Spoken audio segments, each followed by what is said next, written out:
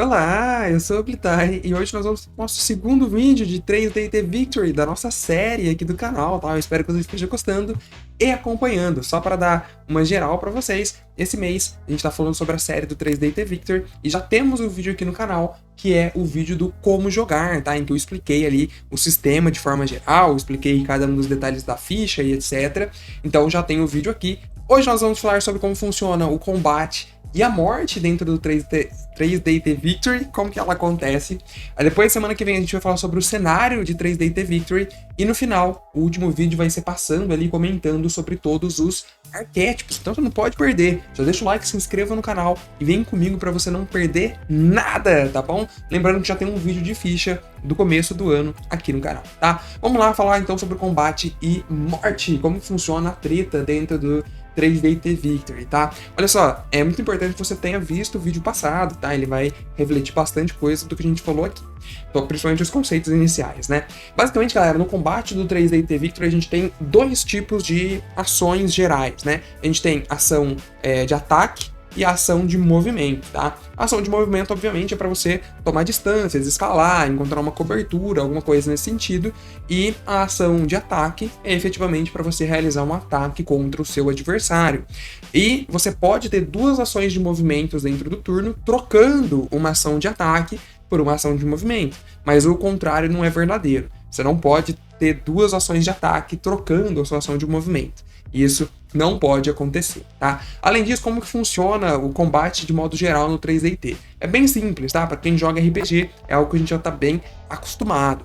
Primeira coisa é rolar a iniciativa, pra gente ver quem que vai agir primeiro, quem que age depois. Ele fala pra gente que a gente faz sempre um teste de habilidade com a perícia luta, ou outra que se encaixe melhor, que o mestre acredita que se encaixa melhor naquela ocasião, tá? E aí, dito isso, a gente faz a ordem do maior para o menor. Quem tirou um dado mais alto, né, o resultado mais alto, age primeiro. Quem tirou o pior resultado, age por último. É basicamente isso. Se você tem um empate, vocês comparam o tanto de que vocês têm de habilidade. Quem tiver mais, desempata e vai primeiro. Se ainda assim der empate, meus amigos, rola de novo que tá zicado o combate, tá?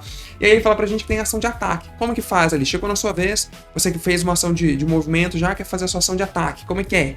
Galera, basicamente você vai escolher o seu alvo e vai poder fazer um ataque ou manobra, tá? Existem algumas manobras no 3DT, mas eu não vou entrar aqui por enquanto. E aí a gente tem o teste de poder com a perícia luta, tá? Sempre que você faz um ataque, uma ação ofensiva contra o alvo, você vai utilizar ali o seu teste de poder e vai poder somar a sua perícia de luta, caso você tenha, ou outra que o mestre acredita que faz sentido ali naquela situação também, tá? Obviamente você precisa, para causar o dano, passar a defesa do alvo que você escolheu. Qual que é a defesa do alvo?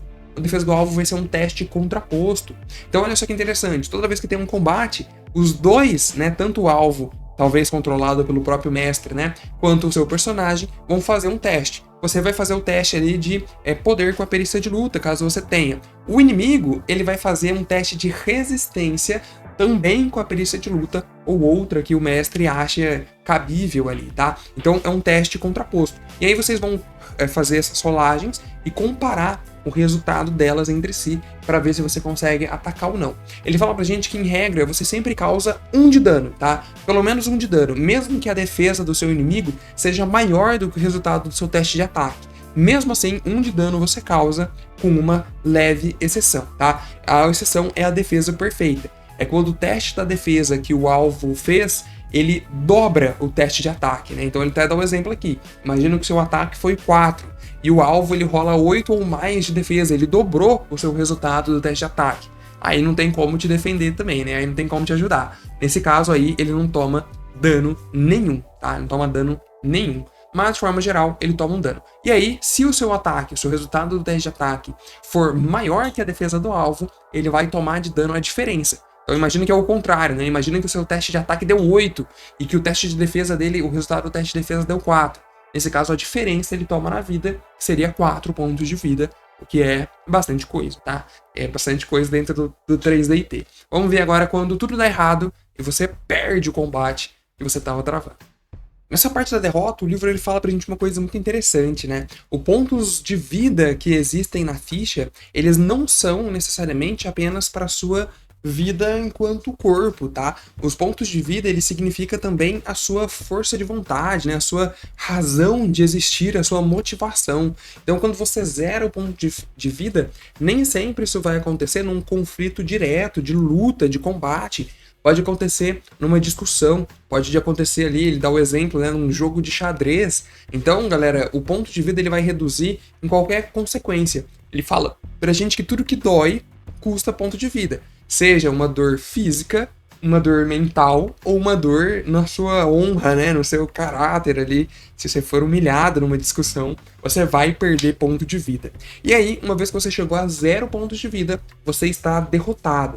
Isso não significa necessariamente que você está morto, mas você tem diversas condições negativas por conta disso. Vamos dar uma olhada, olha só. O livro ele fala pra gente que sempre que você for derrotado, né? Então sempre que você tiver com 0 pontos de vida, você sempre vai estar em perda. A gente discutiu lá no vídeo da semana passada sobre a perda, né? Que é sempre uma condição adversa ao seu personagem, e isso faz com que ele sempre, em todos os testes, perca um dado. Você sempre vai ter um D6 para rolar, né? No mínimo o sistema te garante isso, mas se você tiver, por exemplo, 2 D6 por conta de uma vantagem que você tem, essa vantagem é anulada, você sempre tem uma perda em cima disso, tá? Além disso, você com a condição de derrotado ali, você não consegue realizar acertos críticos. Nem se você tiver vantagem, nem se você tiver um arquétipo que permite isso, nada. Você não tem acerto crítico, o que é uma droga, né? Você perde muita coisa ali.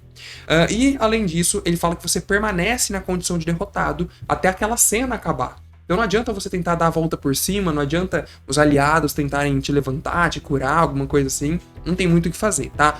E se você, na condição derrotado, recebe um novo dano, principalmente ali num combate violento, como ele cita, você vai fazer um teste de morte, que a gente vai explicar já já. Então a condição de derrotado, ela de fato é muito ruim, não necessariamente ela significa a morte do seu personagem, mas ela coloca ele numa situação péssima para continuar jogando, tá? E ainda ele fala aqui pra gente do perto da derrota. Ele fala assim que quando o seu personagem tá com os pontos de vidas iguais ou menores que a sua resistência, o seu atributo de resistência, você vai estar nessa condição de perto da derrota. E aí isso faz com que várias habilidades que existem no sistema, vantagens que existem no sistema, acabem ativando por conta disso, tá? Nem sempre para você, né? Mas às vezes é de outra pessoa que tá te atacando, por exemplo. Então é importante você ter noção disso. Ele dá um exemplo aqui, né? Ó, se você tem 1 ponto de vida, se você tem resistência 1, 2 pontos de vida se você tem resistência 2. Então se você chega nisso, igual a sua resistência ou menor, você tá nessa perto da derrota, o que a coisa agrava, né, um pouco mais ali a sua situação, tá bom? E aí, vamos ver aqui então a morte de vez, né? Imagina que aconteceu aquela situação ali no combate violento em que você estava já na condição derrotado e você vai lá e ainda sofre uma outra chapuletada. Mas não só isso, ele fala pra gente que a morte também pode vir de outras situações além do combate.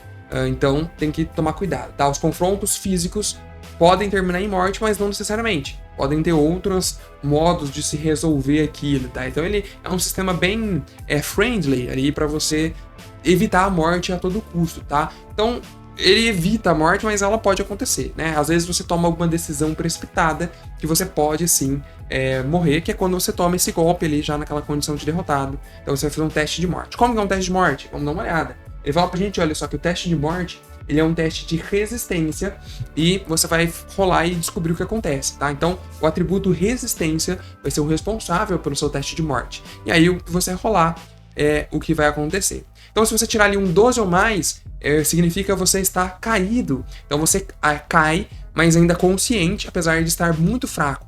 Você vai poder falar, você consegue ouvir o que está acontecendo ao seu redor, mas você não consegue se movimentar, você não consegue fazer uma ação de ataque, você não consegue fugir, por exemplo, nem usar qualquer vantagem, nem nada. Se você, então é o pior dos casos ali? Acho que não, acho que é bom ainda, tá? O caído ainda é bom.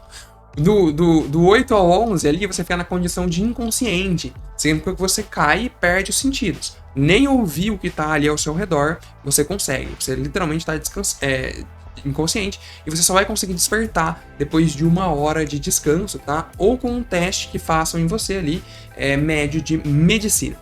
No 6 ao 7 é quase morto, Você cai inconsciente, então tudo é uma escadinha para pior, é uma escadinha da morte, percebe? Você cai inconsciente e você ainda vai estar com ferimentos graves que pode fazer você morrer em 1d6 rodadas. Então você vai rolar ali 1d6, e se aquela cena não acabar logo, meu amigo, você tá ferrado. Ou, a menos que você receba uma ajuda nesse meio tempo. Então ele, no 6 e 7, ele coloca um relógio contra a morte para você utilizar ali e tentar evitar ela a qualquer custo. E aí, né, se não tiver jeito mesmo, 5 ou menos é morte. Aí é caixão e vela. Você fecha os olhos e já era. Ainda assim, o sistema ele tem algumas possibilidades, né? Como o caso ali da ressurreição mágica ou algum milagre para trazer o seu personagem de volta. Mas, via de regra, 5 ou menos já era. Até mais, pode criar outro personagem, ele morreu, tá? Basicamente é isso. Olha só que interessante, ele fala que nenhuma perícia vai se aplicar no teste de morte. Ele é ali o resistência seco, tá? Mas vantagens e desvantagens podem ser aplicados nesse teste de resistência. Então, às vezes, você tem alguma coisa ali que te ajuda ou que te atrapalha, se for uma desvantagem, né? Então, é isso que você tem que sempre estar atento. E outra coisa, né? Personagens derrotados sempre estão em perda, como eu falei agora há pouco pra vocês. Então, ali na maioria dos testes de morte, você também vai estar em perda. Então, se você tiver uma vantagem que se aplica ali, por estar em perda, uma da vantagem já é anulada. É o que a gente explicou lá no vídeo do como jogar, né? Que se você tem vantagens e perdas, como que elas se anulam e se acumulam e etc, né? Ou melhor, que elas não se acumulam. Enfim, e é isso. Então, galera, bem interessante, tá? É o jeito que você pode morrer aqui. Mas, assim, eu acho que é difícil de acontecer, né? Vocês viram aí, o sistema ele tem diversos modos para evitar a morte. Você tem que ser muito azarado ou tomar decisões bem ruins, realmente, pro seu personagem morrer em 3DT Victory. E aí, galera, por fim, vamos falar sobre a recuperação, né? A gente já viu como que você se ferra e tal, agora como que você melhora, como que você sai dessa situação horrível. Então, recuperações. Basicamente, no 3DT é relativamente fácil de você recuperar tudo, tá? Ele fala pra gente que pontos de ação, pontos de mana e pontos de vida, que são os recursos que a gente tem no jogo efetivamente, estão todos recuperados com um descanso. Um descanso significa o seu personagem ele dormir por 8 horas, então ele realmente vai tirar um sono prolongado ali, o famoso descanso longo, né? E aí ele recupera todos os pontos.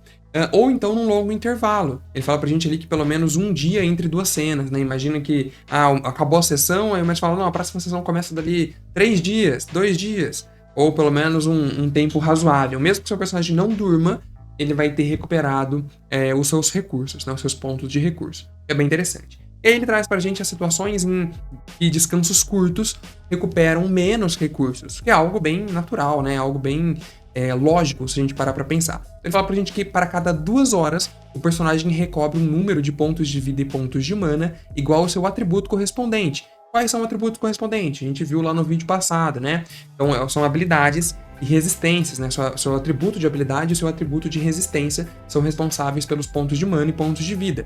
Então, se você tiver 2 de pontos de habilidade, você recupera ali 2 de pontos de mana, num descanso curto. Então é sempre o correspondente ao seu atributo, tá? E os pontos de ação não podem ser recuperados num descanso curto, parcialmente. Sempre vai ter que fazer um descanso ali de 8 horas, que eu comentei, ou o tempo, né, entre sessões, entre intervalos de dias dentro da campanha, para recuperar os pontos de ação, tá?